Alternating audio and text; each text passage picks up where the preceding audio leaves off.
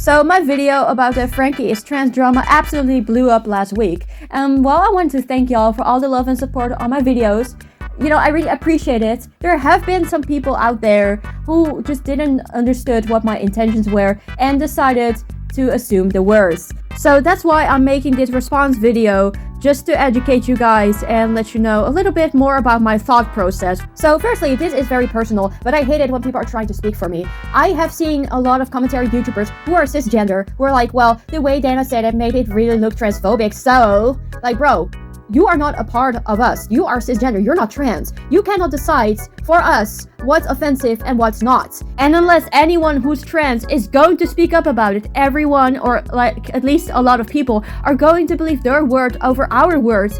And not only is it gonna make a lot of trans people look like entitled Karens, but it is also going to get the creator cancelled. Or at least people are going to be trying to cancel this creator for no valid reason. Glitch fans really like to create pointless drama. Let's just take the whole Funny Bunny situation, for example, where Goose said, hey, no ships are actually going to be canon, and people got mad because they had canons Jax to have a crush on Pomni. Or that one time where Pomni's voice actor and Sin's voice actor made a silly little joke about stimming, and people were calling it ableism, despite the fact that me and a lot of other autistic people thought it was really funny. When drama is going to happen, people are going to bring up past dramas and be like, look, oh, this happened, look how problematic this person is, even though they did nothing wrong. And I fear that because of this, we're gonna have less representation in shows in the future. Representation in shows can be really important because it makes people feel seen and valid. We are so freaking privileged to have an animation studio that has blown up that allows certain groups to be shown in their shows.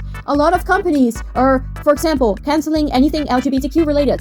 However, Glitch has Subel, we have Subel, freaking gender dysphoria, freaking representation. And this was confirmed by I'm Still Corin, because this guy made a video reacting to the video I made last week, and they told me that this whole story reminded them of this one YouTuber who worked in animation for a bit, and she got told that companies often don't do representation because they're scared of backlash. And knowing this information now, think about what Glitch might think if we keep acting like this as a community. And just as a little disclaimer, I have not talked to anyone from the company, but I do know for a stream that voice actors, for example, are not going to be allowed to stream anymore. That is, if the community stays this shitty. We're going to be making jokes.